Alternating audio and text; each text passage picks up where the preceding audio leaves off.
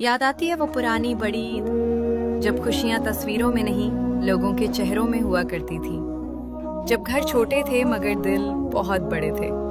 सुबह जल्दी उठने की बेचैनी, नए कपड़ों की खुशबू, अम्मी की आवाजें, अब्बू की मसरूफियत, सब कुछ अजीब सा सुकून देता था। बच्चे जानवरों के साथ सिर्फ खेलते नहीं थे, उनसे मोहब्बत कर बैठते थे।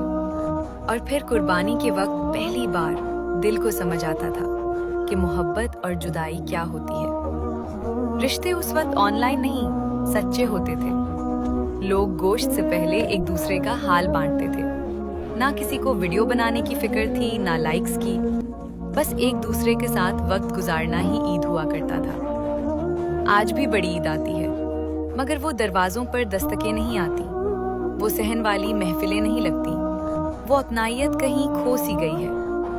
अब शोर पहले से ज्यादा है, लेकिन दिल पहले से कहीं ज्यादा खामोश हो गए हैं।